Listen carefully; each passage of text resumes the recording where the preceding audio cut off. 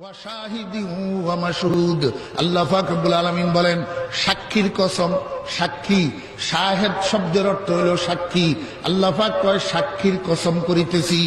সাহাবায়ে কেরাম হুজুরে পাক সাল্লাল্লাহু আলাইহি ওয়াসাল্লামকে জিজ্ঞাসা করেন, ইয়া রাসূলুল্লাহ মা শাহিদ, ইয়া রাসূলুল্লাহ শাহিদ কি? আল্লাহর হাবিব জনাবে মুহাম্মদুর রাসূলুল্লাহ সাল্লাল্লাহু আলাইহি ওয়াসাল্লাম বলেন আশ-শাহিদু হুয়া ইয়াউমুল জুমআ। আশ-শাহিদু হুয়া ইয়াউমুল জুমআ। এখানে আল্লাহ পাক রব্বুল আলামিন সাক্ষীর দ্বারা জুমার দিবসকে উদ্দেশ্য করেছেন। জুমার দিবসকে উদ্দেশ্য করেছেন।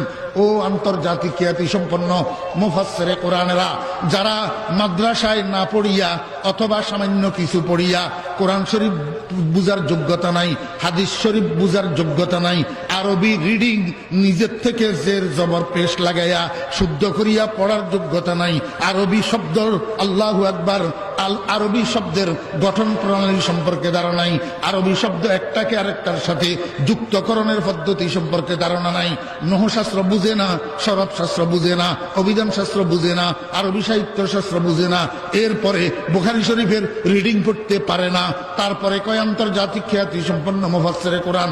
গোড়ার ডিম বেটা, বাংলা অনুবাদ পড়ি পড়ি আন্তর্জাতিক খ্যাতি সম্পন্ন মুফাসসিরে কোরআন হওয়া যায় না। যদি হইতে পারে তাহলে ওয়া শাহিদিনের তাফসীর কর।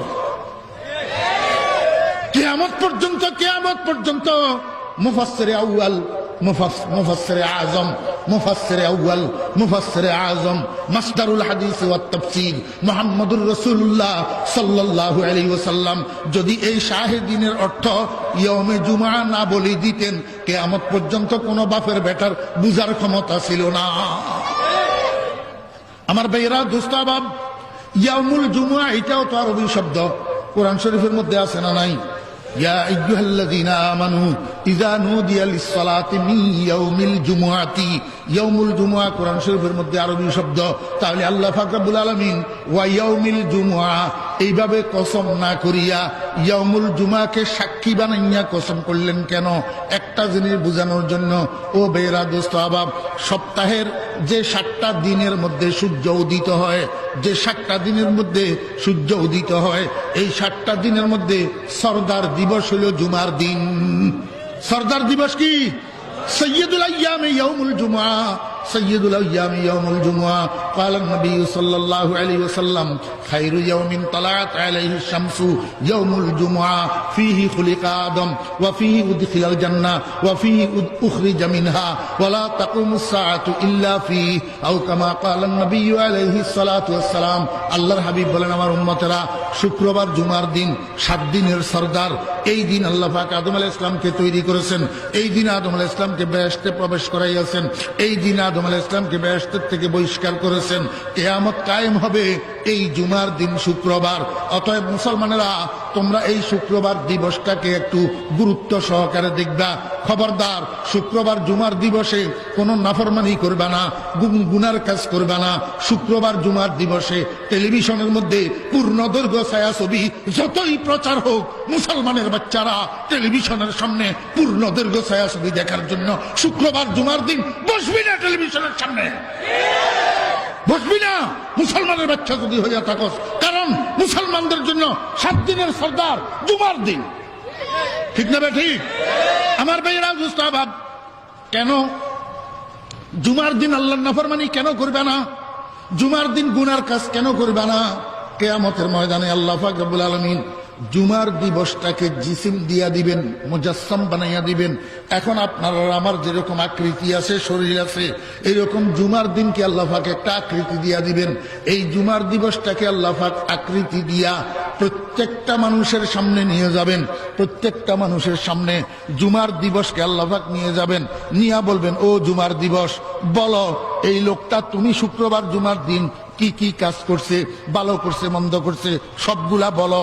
আল্লাহ পাকের সামনে জুমার দিবস সবগুলা আল্লাহ পাকের সামনে বলবে, রব্বুল আলামিন, এই মানুষটা আমি জুমার দিবসের মধ্যে মদ পান করছে, গাঞ্জা খাইছে, জুয়া খেলছে, সিনেমা দেখছে, অন্যের মাথায় বাড়ি দিছে, অন্যের টাকা আত্মসাৎ করছে, অন্যের উপরে জুলুম করছে, মা বাবার নাফরমানি করছে, হারাম কামাই করছে, যত রকমের গুনাহ করছে, জুমার দিন সবগুলা আল্লাহ পাকের দরবারে সাক্ষী দিয়া দিবে। জুমার দিন। আমার ভাইয়েরা দোস্ত বাপ, এই জন্য খবরদার, জুমার দিন আল্লাহর নাফরমানি করতে নাই। পক্ষান্তরে জুমার দিন যদি নফল ইবাদত করেন সেটার একটা লাভ হবে। কি লাভ হবে? হাবিবে খোদা জনাবে মুহাম্মদ রাসূলুল্লাহ সাল্লাল্লাহু আলাইহি ওয়াসাল্লামের সাথ করেছেন, বেহেশতের মধ্যে একটা বাজার হবে। এই বাজার শুক্রবারে মিলবে। শুক্রবার বিকেল বেলায় বেহেশতের মধ্যে একটা বাজার মিলবে। এই বাজারের নাম হবে সুকে তুবা, আনন্দ বাজার। আল্লাহ পাকের হাজার হাজার ফেরেশতারা হাজার হাজার স্টল বসাবে। এই স্টলগুলোতে কি বিক্রি হবে? মোবাইল বিক্রি হবে, মেমোরি কার্ড বিক্রি হবে। দোস্ত আহবাবেরা, না, বেহেশতের বাজারের মধ্যে শুধু একটা পণ্য বিক্রি হবে। সেই পণ্যটার নাম হলো পিকচার, ফটো। লক্ষ লক্ষ ডিজাইনের, কোটি কোটি ডিজাইনের ফটো বিক্রয় করা হবে। আল্লাহর ফেরেশতারা দোকানদার হইয়া কোটি কোটি ডিজাইনের ফটো পরিবেশন করবে। কারণ দুনিয়ার যুবক তরুণেরা, দুনিয়ার যুবতী তরুণরা ফটো প্রেমিক ছিল। আব্বাই কলেজে যাওয়ার সময়, আব্বাই ইউনিভার্সিটিতে যাওয়ার সময় টিফিনের জন্য যে টাকা দিত, ওই টাকা দিয়া টিফিন না করিয়া সিনেমার হিরো হিরোইন, নায়ক নায়িকার ছবি খরিদ করিয়া, বাইন্ডিং করিয়া একেবারে ঘরের ট্রন্ড স্টলে সামনের দরজা বরাবর ঝুলে রাখতো সিনেমার নায়ক নায়িকার ছবি। আল্লাহর হাবিব জনাবে মুহাম্মদুর রাসূলুল্লাহ সাল্লাল্লাহু আলাইহি ওয়াসাল্লাম বলেন, আমার উম্মতেরা, দুনিয়ার মধ্যে তোমরা ছবির পূজা করিও না, ছবির পাগল হইও না।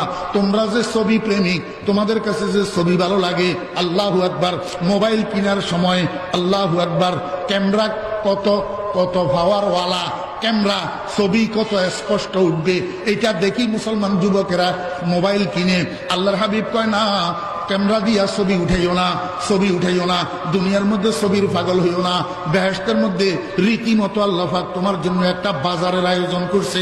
শুক্রবার বিকেল বেলায় বাজার মিলবে।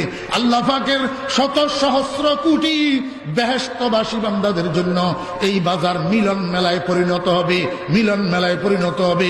একদিক থেকে ঘুরবে, বিভিন্ন স্টলে স্টলে ঘুরবে আর ফটো দেখবে। আল্লাহু আকবার, যেই ফটোটা হঠাৎ করেই চয়েস হয়ে যাবে, যেই ফটোটা হঠাৎ পছন্দ হয়ে যাবে, জিজ্ঞেস করবে দোকানদারকে, ভাই এই ফটোটা আমার পছন্দ হয়েছে, এটা একটু খরিদ করতে চাই, কি দিয়া খরিদ করব? দোকানদার ফেরেশতা বলবে, ভাই শুক্রবার জুমার দিন দুনিয়ার মধ্যে যে নফল ইবাদত গুলা করেছেন, ওই নফল ইবাদতের সওয়াব গুলাকে আল্লাহ পাক রব্বুল আলামিন আপনার জন্য কারেন্সি বানাইয়া দিবে, মুদ্রা বানাইয়া দিবে। যদি শুক্রবার জুমার দিনে নফল ইবাদত করে থাকেন, সেই মুদ্রা দিয়া এখন আপনার পছন্দের ফটোটা খরিদ করতে পারবেন। এই ফটোটা খরিদ করলে কি লাভ হবে? ও ভাইয়েরা, গোস্তাবাব, দুনিয়ার মধ্যে আমার যুবক ভাইয়েরা, তরুণ ভাইয়েরা, সিনেমার নায়ক নায়িকার ফটো তো খরিদ করছিলা, কিন্তু এই সিনেমার নায়ক নায়িকার ছবি সামনে নিয়া মরণ পর্যন্ত তুমি যদি যোগতা, কত সুন্দর ফটো, আমার চেহারাটা যদি ফটোর মতো হইতো কত ভালো হইতো, হবে না। তোমার দাঁতল চেহারা, ঠোঁট মোটা, নাক চেপটা, বসন্তের গুটি দাগওয়ালা চেহারা কোনোদিন পরিবর্তন হবে না। অথচ বেহেশতের মধ্যে যেই ছবি তুমি খরিদ করবা, যেই ফটো তুমি খরিদ করবা, মুখে বলা লাগবে না, শুধু তোমার অন্তরের মধ্যে কল্পনা আসবে, হায় রে হায়, এত সুন্দর ছবি, আমার চেহারাটা যদি এই ছবির মতো হইতো। আল্লাহর হাবিব জনাবে মুহাম্মদুর রাসূলুল্লাহ সাল্লাল্লাহু আলাইহি ওয়াসাল্লামের সাথ করেন, একটা সেকেন্ড লাগবে না, তোমার ছবি পরিবর্তন হইয়া ওই ফটোর মতো হইয়া যাবে। মুহূর্তের মধ্যে তোমার চেহারা 14 তারিখের পূর্ণিমার চাঁদের মতো jug jug jug jug jug jug করতে থাকবে। আমার ভাইরা, দোস্তা বাবেরা, যুবক ভাইরা, এই জন্য শুক্রবার জুমার দিন নাফরমানি করিও না। অন্য দিন গুনাহ খাত্তা যা করো, শুক্রবার জুমার দিন গুনাহ করিও না। শুক্রবার জুমার দিন কিছু নফল ইবাদত করার জন্য চেষ্টা করবা। কি নফল ইবাদত করার জন্য চেষ্টা করবা? অন্তত শুক্রবার জুমার দিন ফজরের নামাজটা মিস দিও না। শুক্রবার জুমার দিন উঠি ঘুমের থেকে ফজরের নামাজটা পড়িবা। ফজরের নামাজ পড়ার পরে যদি পারো মুসল্লার মধ্যে সূর্য উদয় পর্যন্ত বসে থাকবা। সূর্য উদয়ের পরে 4 রাকাত ইশরাকের নামাজ পড়ি তোই মুসল্লার থেকে উঠবা।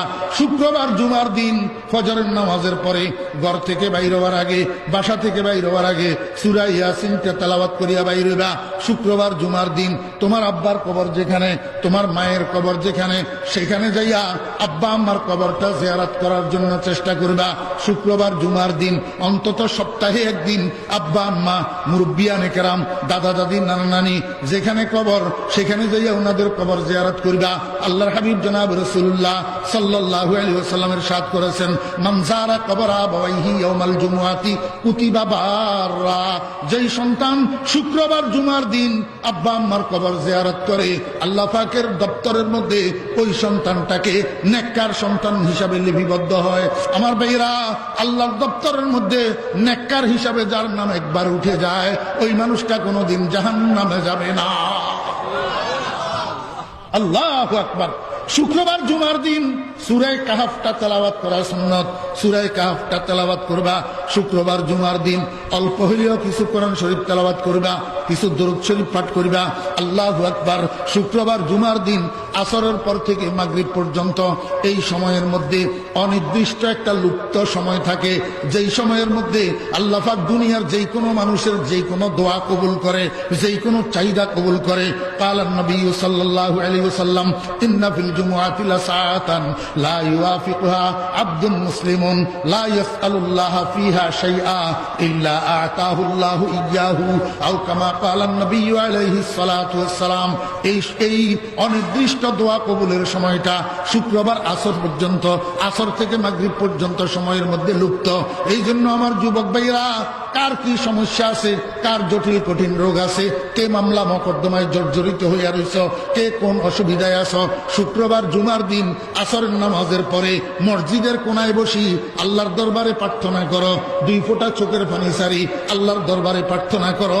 আল্লাহ পাক তোমার প্রার্থনা কবুল করবে। এই জন্য আল্লাহ পাক রব্বুল আলামিন বলেন, ওয়া শাহিদিন, আমি কসম করিতেছি জুমার দিবসের।